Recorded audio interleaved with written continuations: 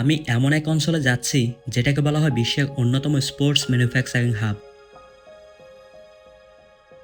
আমাদের সবার প্রিয় মেসি নেইমাররা যেসব বল দিয়ে বিশ্বকাপ খেলে সেই ফুটবলের অনেকগুলোই তৈরি হয় এই অঞ্চলেই। এখানকার হাজার হাজার মানুষ এই শিল্পের সাথে প্রত্যক্ষ ও পরোক্ষভাবে জড়িত। বিশ্বের প্রায় 70% ফুটবল তৈরি হয় এখানেই। More than 70% of world's footballs are made in Sialkot's 1,000 plus factories. প্রায় 400 থেকে 500 মিলিয়ন ইউএস ডলারের এই শিল্প এখানকার মানুষকে এতটাই স্বাবলম্বী করেছে যে এই অঞ্চলের ব্যবসায়ীরা নিজেদের অর্থায়নে তৈরি করেছে একটি আন্তর্জাতিক বিমানবন্দর, এমনকি একটি নিজেদের এয়ারলাইন্সও। Welcome to Sialkot, the football manufacturing capital of the world. শুধু ফুটবলই না, এই শহর থেকে তৈরি হয় cricket bat, hockey stick, gloves ও বিভিন্ন স্পোর্টস কিট। বিশ্বের শতাধিক দেশে এখান থেকে পণ্য রপ্তানি হয়, আর আন্তর্জাতিক অনেক ব্র্যান্ড, নাইকি, অ্যাডিডাসের মতো ব্র্যান্ডগুলো তাদের উৎপাদনের জন্য এই অঞ্চলের কারিগরদের দক্ষতার উপর নির্ভর করে। ছোট শহর থেকে বের হয়ে পৌঁছে যায় আন্তর্জাতিক স্টেডিয়ামে। সিয়ালকোট তাই বিশ্বের বৈশ্বিক স্পোর্টস ম্যানুফ্যাকচারিংয়ের একটি গুরুত্বপূর্ণ কেন্দ্র।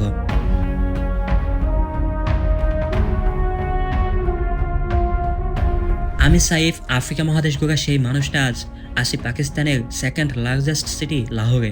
যাচ্ছি এখান থেকে সেই সিয়ালকোটের উদ্দেশ্যে। দেখার অনেক কিছু, জানার অনেক কিছু। দেখা যাক কতটুকু জানা যায় আর কতটুকু নিজেদেরকে আপনাদেরকে দেখানো যায়। আমার মতো যারা দেশ বিদেশ ঘুরতে পছন্দ করেন, বন্ধুবান্ধব বা পরিবার নিয়ে আপনার স্বপ্নের দেশে ঘুরে আসতে পারেন ইউনিপাল ট্যুরিজমের সাথে, যেখানে পাচ্ছেন আপনার ভিসা প্রসেসিং, স্বপ্নের গন্তব্যের এয়ার টিকিট ও প্রায় সব দেশেরই ট্যুর প্যাকেজ। ইউনিপাল হতে পারে আপনার বিশ্ব ভ্রমণের বিশ্বস্ত ট্রাভেল পার্টনার।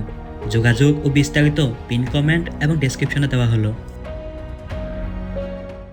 আসি এখন লাহোরে, যাচ্ছি এখান থেকে সিয়ালকোট। এটা হচ্ছে লেহারে আড্ডা। লেহারে আড্ডা থেকে কোথায় নিয়ে যাচ্ছে জানি না, আমাকে সিএনজি থেকে নামিয়ে এই ভাই আমার ব্যাগ নিয়ে যাচ্ছে, জানি না বাস, মাইক্রো, ট্যাক্সি, সিএনজি, মোটরসাইকেল, কি স্টিক জানি না কোন গাড়ি, কী ব্যাপার। এই হচ্ছে সিট, এই হচ্ছে গাড়ি, বাকি আছে শুধু পিছনেগুলো। লাহোরের যে কোনো জায়গা থেকে লিহারে আড্ডায় চলে আসবেন, অ্যান্ড লিহারে আড্ডা থেকে আপনারা পাবেন হচ্ছে সিয়ালকোটের গাড়ি। আর এ হচ্ছে স্টেশনের বাইরের দৃশ্য। এটাকে বলা হয় হচ্ছে লিহারে আড্ডা। 700 রুপি হচ্ছে টিকিটের ভাড়া। আমি অবশ্য গাড়ি অত খুঁজি নাই, ভালো গাড়ি খুঁজি নাই দেখে হয়তো বা পাই নাই, না হয় এখানে ভালো গাড়ি আগে আছে, হয়তো বা পাইতেও পারতাম। অবশেষে প্রায় 1 ঘন্টা ওয়েট করার পর গাড়ি এখন ছাড়লো। মানে পুরাই আসতো একটা লোকাল বাস, ওই local bus.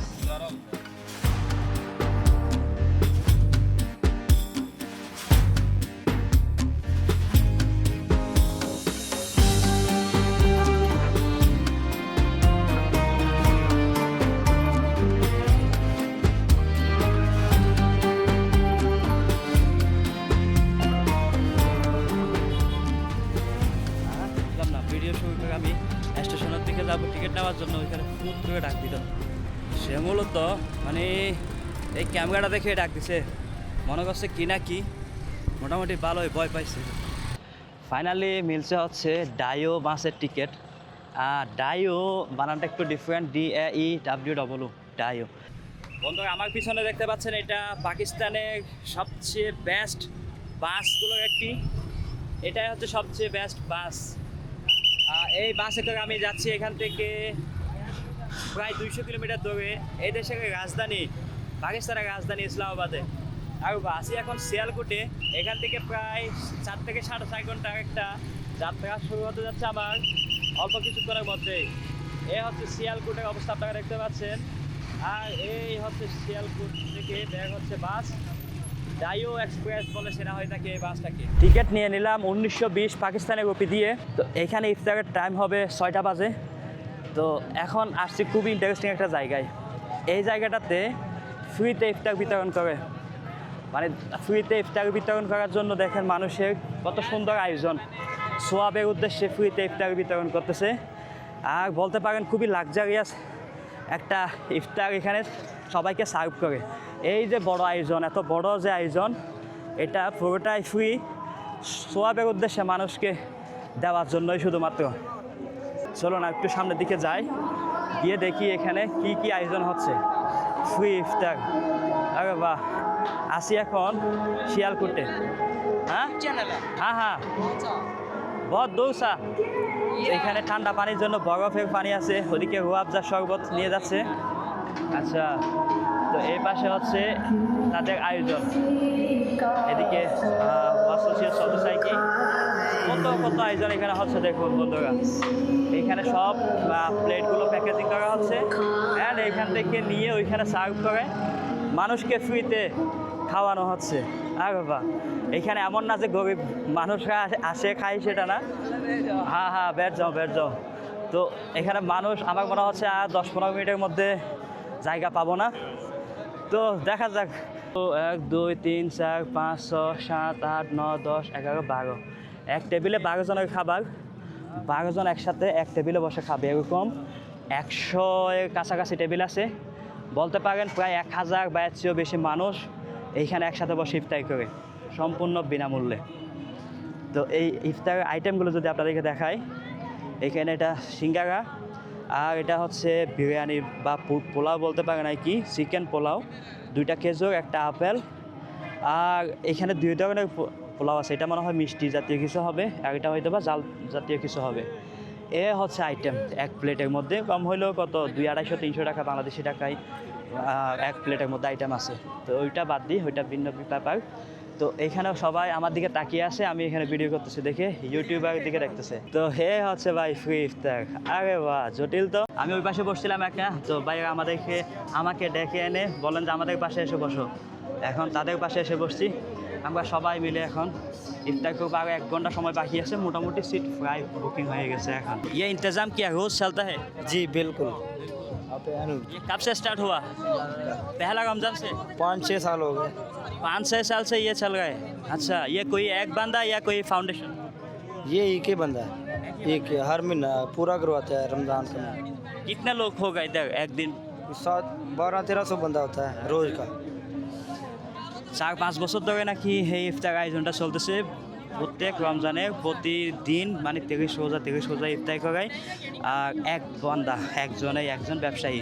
By the way, এই শিয়ালকোটটা হচ্ছে পুরো ফুটবল ইন্ডাস্ট্রির জন্য ওয়ার্ল্ডের অনেক বড় একটা ইম্পর্টেন্ট জায়গা, ইম্পর্টেন্ট একটা ম্যানুফ্যাকচারিং হাব বলতে পারেন।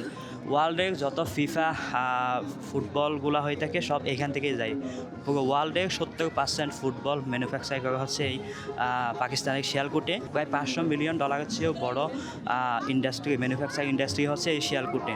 এখানকার মানুষ যারা ব্যবসা বাণিজ্য করে, পুরো সিটি এই শিয়ালকোট যে এরিয়া, এখানে সব মিলিয়ে 1 মিলিয়ন বা 10-12 লাখ মানুষ বসবাস করে। তার মধ্যে 1.5 থেকে 2 লাখ মানুষের ইনকাম আসা হচ্ছে এই ফুটবল ম্যানুফ্যাকচারিং যে ইয়াগুলো আছে, ফ্যাক্টরিগুলো আছে ওইখান থেকে। এটা হইতে পারে কোনো ফুটবল, ক্রিকেট, ব্যাট, এই জিনিসগুলো। তো এই ব্যবসায়ীগুলা এত বেশি বিত্তশালী যে তাদের নিজস্ব অর্থায়নে এখানে এয়ারপোর্ট বানাইছে। শিয়ালকোট যে এয়ারপোর্ট, ওটা হচ্ছে তাদের প্রাইভেট এয়ারপোর্ট, ব্যবসায়ীদের অর্থায়নে বানানো, সরকারি না।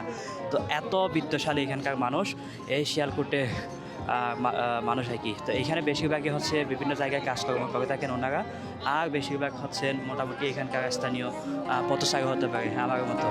তো চ্যানেলটা আপনারা সাবস্ক্রাইব করতে পারেন।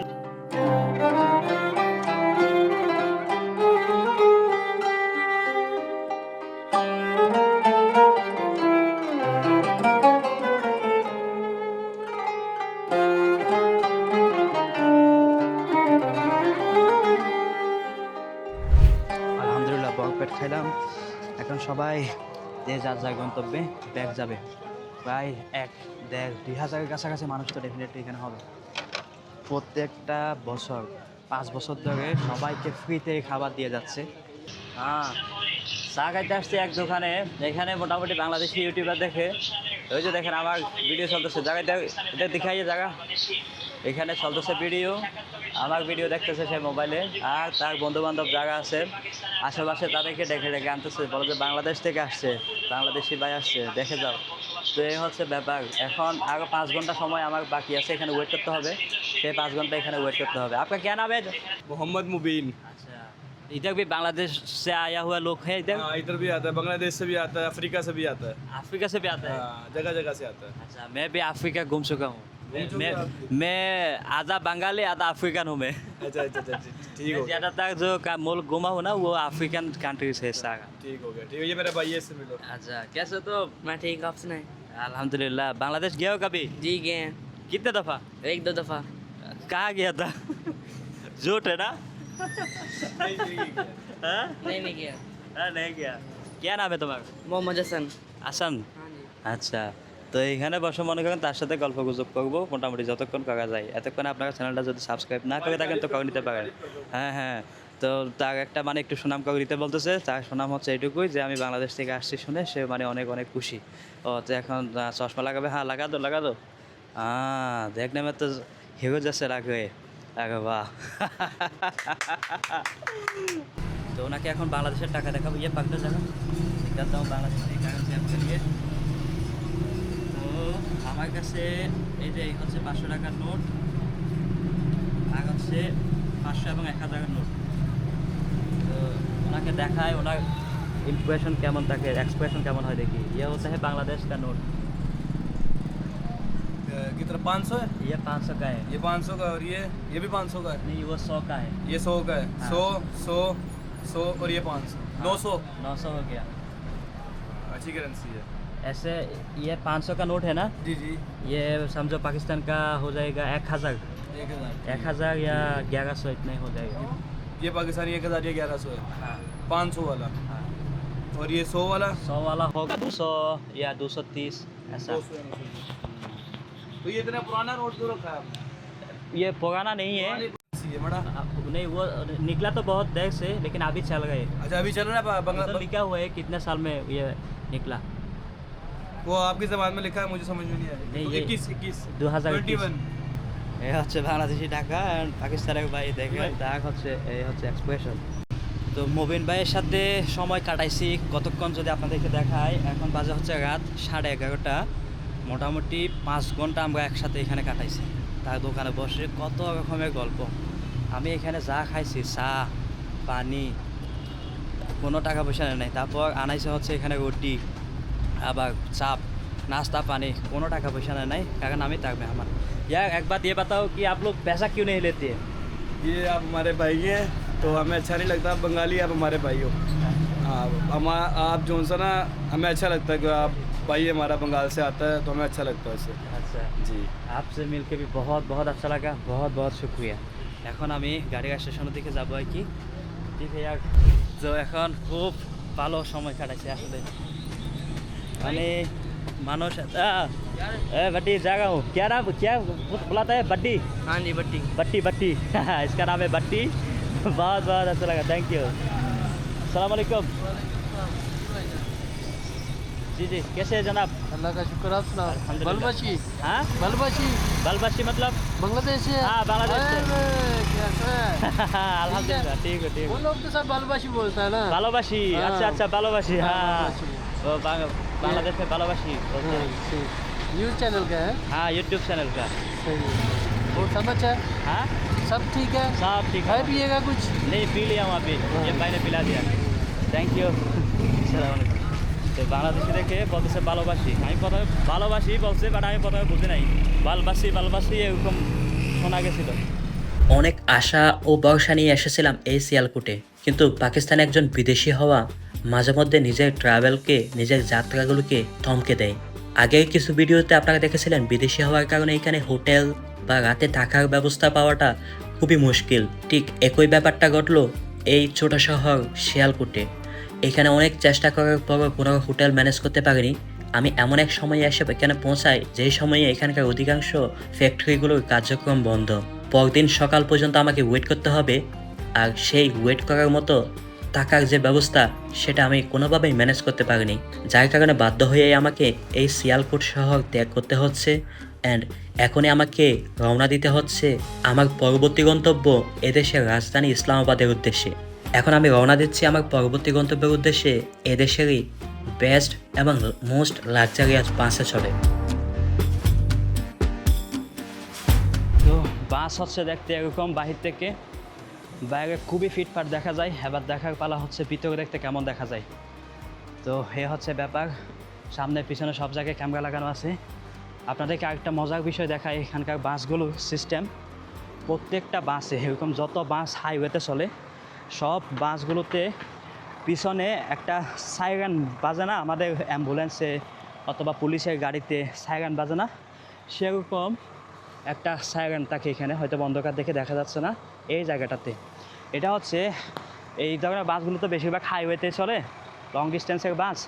তো ওইখানে যদি হঠাৎ কোনো না কোনো কারণে যদি বিপদ ঘটে, কোনো ডাকাতি বা সন্ত্রাসী এরকম কিছু যদি গাড়িতে উঠে, তাহলে সাথে সাথে ড্রাইভারে কী করবে, ওইটা সুইচ টিপে দিবে, বাট ওইটা জ্বলবে হচ্ছে পিছনে, কোনো প্রকার সাউন্ড হবে না, মানে সাইরেনের হর্নের কোনো সাউন্ড হবে না, কিচ্ছু না, জাস্ট পিছনে জ্বলবে ওইটা। তো হাইওয়েতে মোটামুটি কয়েক কিলোমিটার পর পর এখানকার যে ট্রাফিক পুলিশ থাকে সেরকম থাকে, পেট্রোল থাকে পুলিশে। তো পুলিশ দেখলেই অথবা স্থানীয় কেউ দেখলে, রাস্তাঘাটে দেখলে ফোন করে দিবে আশেপাশে অন্য বাস বা অন্য গাড়ির জায়গা আছে তারা, এরকম হাইওয়ে পুলিশকে যে এরকম একটা বাস এখানে বিপদে আছে। তো ওইটার জন্যই বেসিক্যালি নিরাপত্তার এই জিনিসটা প্রত্যেকটা লং ডিস্টেন্সের বাস যেগুলো হাইওয়েতে চলে ওগুলোতে থাকে। এটা একটা ফিচার আমি দেখলাম এখানকার বাসগুলো। তো মালামাল হয়তো বা এখানে কোথাও দিয়ে দিব, জানি না আগে বাস এটা যাচ্ছে নাকি অন্যটা যাচ্ছে, খবর নিয়ে দেখি। আরও আধা ঘন্টা বাকি আছে এখান থেকে বাস ছাড়তে। ব্যাগ দিয়ে দিলাম ভিতরে, এখন বাসে ওটা বাকি।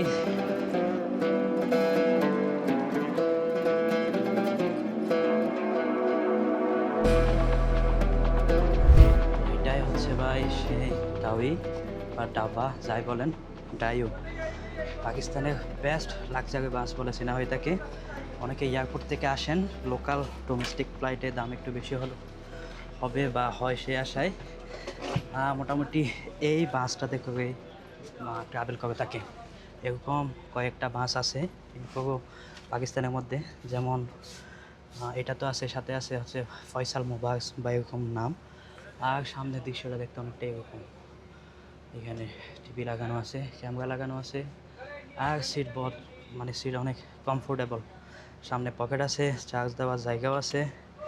এই মনে করেন এটা হচ্ছে যেখানে বসছি এটা মেবি বিজনেস ক্লাস টাইপের সিট হতে পারে, এই হচ্ছে অবস্থা। তো পাকিস্তানের সবচেয়ে লাক্সারিয়াস বাসের এক্সপিরিয়েন্স আপনারা নিচ্ছেন। এই বাসে করে আমাদের সফর হচ্ছে প্রায় 200 কিলোমিটার, যেটা 4 থেকে 5 ঘন্টা মতো লাগতে পারে ইসলামাবাদের উদ্দেশ্যে। ওইখানে আমার হোটেল বুক করছি অনলাইনে, কী ব্যাপার স্যাপার আপনাদের সাথে শেয়ার করব। বেশিরভাগ হোটেলে এখানে বিদেশি অ্যালাউ হয় না দেখে অনেক বড় একটা ভোগান্তিতে ডেফিনেটলি পড়তে হয় বিদেশি হিসেবে।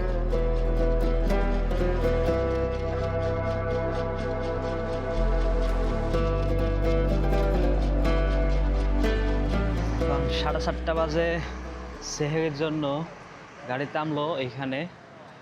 তো মোটামুটি আমাদের আধা ঘন্টা বা 20 মিনিটের যাত্রা বিরতি। সবাই নেমে এখানে সেহেরি খাবে। সাইনবোর্ড এই সাইডে আবার বেশিরভাগ জায়গায় দেখা যাচ্ছে ছাগল বা দুব্বার ছবি দেওয়া, তার মানে এখানকার মানুষ দুব্বা খায় বেশি। বৃষ্টি মনে হচ্ছে গুটি গুটি পড়তেছে, নাকি ঠান্ডায় কী বলে কুয়াশা পড়তেছে ঠিক বুঝতেছি না। অনেক ঠান্ডা ইসলামাবাদ শহরে এই মুহূর্তে, মানে এই সময়টাতে ঠান্ডা পড়ছে খুব বেশি। মার্চের মাঝামাঝি বাসের দিকে আছি আমরা এখন।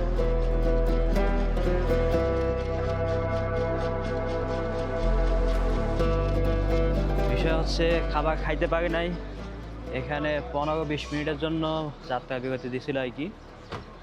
তো এখনও চলতেছে বিরতি। আমরা অনেকে নামছি তো এই হোটেলে, মোটামুটি লোকজন আছে 1-2 জন। তো তারা মেনলি দেখা যাচ্ছে একজনকে ধরতেছে, তার যা লাগতেছে সব এনে দিতেছে, তার খাওয়া প্রায় শেষের দিকে, তখন আরেকজনকে দিচ্ছে। মানে একজনকে কমপ্লিটলি সার্ভ করতে করতে আরেকজনকে, সেকেন্ড জনকে যখন সার্ভ করতে যাচ্ছে ততক্ষণে প্রথম জনের খাওয়া শেষ হয়ে যাচ্ছে। তো বাই সিরিয়াল এখানে দেখতেছি আমরা 3-4 জন লাস্টে থাকবো, 3-4 জন থাকা অবস্থায় বাকি সবার খাওয়া শেষ হয়ে যাবে এরকম। তো দেখা যাচ্ছে এদিকে গাড়ি আবার যখন ম্যাক্সিমাম মানুষ চলে আসবে, 4-5 জনকে হর্ন দিতে থাকবে। সেম এক্সপিরিয়েন্স আমার কিছুদিন আগে হয়েছিল হায়দ্রাবাদ থেকে আসার সময়, যে একটা রুটি অর্ধেকটা খাওয়া শেষ হওয়ার আগেই গাড়ি ছেড়ে দিছে। এত তাড়াহুড়ো, এত কাহিনী করে খাওয়ার দরকার নেই, পানি খাবো অথবা একটা চা খাবো, ওইটাই হয়ে যাবে সেহেরি। এই জিনিসটা আমি বুঝলাম না যে এরা আসলে বেশ কয়েকটা জায়গায় দাঁড়াইছিল, বেশ কয়েকটা জায়গায় দাঁড়িয়ে দাঁড়িয়ে মানে এখানে খাবার আছে কিনা, সব ঠিকঠাক আছে কিনা ওগুলো জিজ্ঞেস করতেছিল। আজকে প্রায় 20 রমজান, তো এদের শিডিউল বাস এগুলো প্রতিদিন রাত 12টা বাজে বাস ছাড়ে ইসলামাবাদের উদ্দেশ্যে।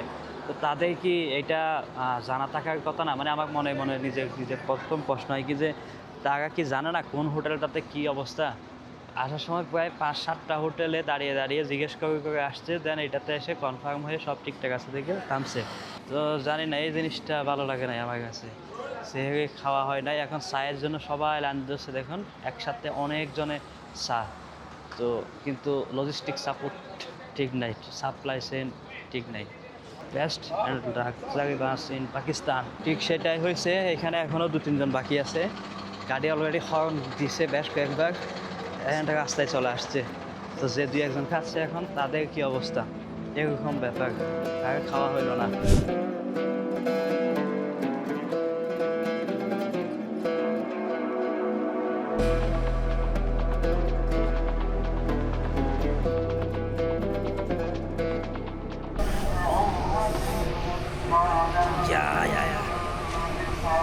ও পায়ে যে টান্ডাটা,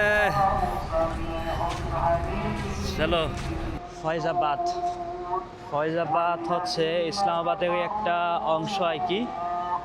তো এখন আমার যেতে হবে হোটেলে, এখান থেকে প্রায় 8-10 কিলোমিটার মেবি হবে এখান থেকে হোটেল। দেখা যাক কীভাবে যাওয়া যায় হোটেল। আমার মতো যারা দেশ বিদেশ ঘুরতে পছন্দ করেন, বন্ধু বান্ধব বা পরিবার নিয়ে আপনার স্বপ্নের দেশে ঘুরে আসতে পারেন ইউনিপাল ট্যুরিজমের সাথে, যেখানে পাচ্ছেন আপনার ভিসা প্রসেসিং, স্বপ্নের গন্তব্যের এয়ার টিকিট ও প্রায় সব দেশেরই ট্যুর প্যাকেজ।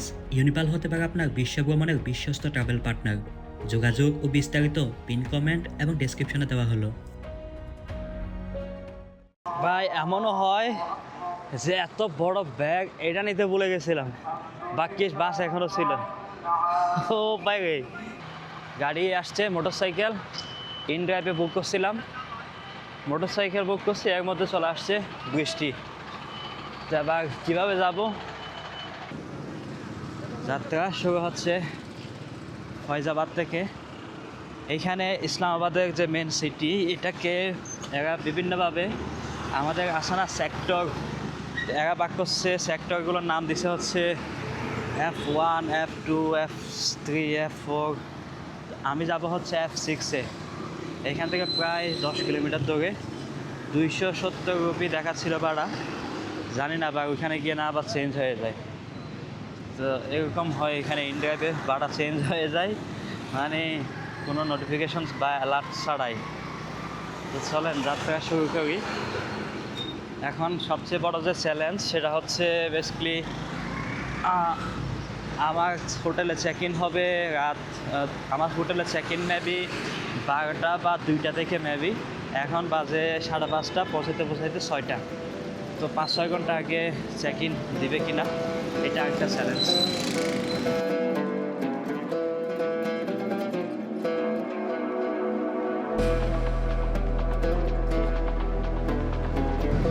ইসলামাবাদ শহর দেখে চোখ জুড়িয়ে যাচ্ছে, রীতিমতো চোখ কপালে উঠে যাচ্ছে। আমি জানি না ইসলামাবাদ সিটি ট্যুরটা কেমন হবে। এটা বেসিক্যালি একটা রেসিডেন্সিয়াল এরিয়া, বাড়ির নাম্বার লেখা আছে শুধু, আর কোনো রকমের সাইনবোর্ড নেই। এখানেও যে হোটেল আছে বা হোটেল হতে পারে এটা কোনো আইডিয়াই হবে না, দেখে মনে হবে যে ভুল জায়গায় চলে আসছি। তো এটা হচ্ছে 21 নম্বর बाड़ी कैसे है जनाब? साइन बोर्ड नहीं होता? नहीं, बोर्ड इस एरिया में अलाउ नहीं है ना। আচ্ছা আচ্ছা। তো ফাইনালি এসে পৌঁছলাম, চলে আসছি রুমে। এটাই হচ্ছে হোটেলের রুম। মোটামুটি বলতে পারেন ছোটোখাটো না, ভালোই একটা ধরা খাই গেলাম। আমি সন্ধ্যা 7টায় একটা বাস ছিল, ওইটাতে আমি উঠি নাই। নেক্সট বাস ছিল রাত 12টায়, ওইটাতে আমি টিকিট নিয়েছিলাম, কারণ আমি ভাবছিলাম রাত 12টা হলে বুক হইতে পৌঁছে যাব। ঠিক এখন যেমন পৌঁছাইলাম, তো 10টা 11টা 12টা থেকে চেক ইন শুরু হয় আর কি হোটেলে। এখন বাজে হচ্ছে 6টা। তো তারা বলতেছে আপনার যে বুকিং সেটা শুরু হবে রাত 12টা থেকে, দুপুর 12টা থেকে। তো এখনও যেহেতু 6টা, আপনাকে একদিনে পেমেন্ট করতে হবে। কত বললো? আপনি এই যে এখানে যত পেমেন্ট করছেন তত, প্রায় 5,000 রুপি, আমাদের বাংলাদেশি প্রায় 2,000-2,100 টাকা আমাকে একদিনের জন্য পেমেন্ট করতে হবে এটার জন্য। পরে বললাম আচ্ছা ঠিক আছে, আমি এক কাজ করি, এখানে 3-4-5 ঘন্টা যতক্ষণ লাগে আমার যতক্ষণ না চেক ইন টাইম হচ্ছে আমি এখানে ওয়েট করি। পরে বলে যে না, এটা তো দেখতে খারাপ দেখায়, আপনি এক কাজ করেন, আপনাকে আমি 1,000 রুপি ডিসকাউন্ট করে দিচ্ছি, আপনি 4,000 রুপি দেন। তো সত্যি বলতে আমি একজন বাজেট ট্রাভেলার, সেই হিসেবে চেষ্টা করি খরচটা যতটুকু কমানো যায়, কারণ এইখান থেকে আমার আয় এবং এখান থেকে আমার ব্যয় 5 টাকা যদি আমি বাঁচাতে পারি সেটা আমারই প্রফিট, এটা হচ্ছে ব্যাপার। তো বাজেট ট্রাভেলার এটাই আর কি মেন ফ্যাক্ট। এখন তারপরও একটু কেমন জানি, মানে সে বাংলাদেশ থেকে আসছি, পাসপোর্ট তার সামনে রাখা, তো পাসপোর্টটা আমার সামনে রাখা বা তার সামনে রাখা সেটা দেখে মানে একটু হয়তো আসলে কি বাংলাদেশিরা কি এমন নাকি বা এরকম কিছু ভাববে, সেটার জন্যই বেসিক্যালি বললাম যে ঠিক আছে 4,000 রুপি দিয়ে দিলাম, প্রায় কত 1,800-1,900 টাকা বা 2,000 টাকা মতো এই 5-6 ঘন্টার জন্য। তো এমন জানতাম তাইলে আমি ওই যে বাস কাউন্টার যেখানে বাস থেকে নামলাম ওইখানে ওয়েটিং এরিয়া ছিল, বসার জায়গা ছিল, ওইখানে 3-4 ঘন্টা বসতাম, এখানে 1-2 ঘন্টা আগে পৌঁছাইতাম। তো এই হচ্ছে ব্যাপার। এই পর্যন্ত এটা $27 অনলাইনে পেমেন্ট করছি, $27 এটার ভাড়া ছিল। আর এই হচ্ছে ওয়াশরুম অ্যান্ড ব্যাপার স্যাপারগুলো। কিন্তু এখানে একটা জিনিস আমি বুঝি না, 2-1টা জায়গায় এরকম পাইছি আর অন্য দেশেও, এখানে পাটা যে রাখবে সেই জায়গাটা পর্যন্ত নেই, মানে এক পা এই পাশে ওই পাশে আর পা রাখার জায়গা নেই। যাই হোক, এই ছিল বেসিক্যালি ব্লগ। এই পর্যন্ত কেমন উপভোগ করলেন অবশ্যই কমেন্ট করে জানাবেন। আর ঘুম থেকে উঠে এখানে একজন বাংলাদেশি ভাই আসেন, ওনার সাথে দেখা হবে, ওনার সাথে ইসলামাবাদ সিটি ট্যুর করবো ইনশাআল্লাহ। এই ইসলামাবাদ সিটি জানি না কেমন হবে। তো এই পর্যন্ত সাবস্ক্রাইব করে আমাকে ইন্সপায়ার করতে পারেন। দেখা হচ্ছে ইনশাআল্লাহ নেক্সট ব্লগে।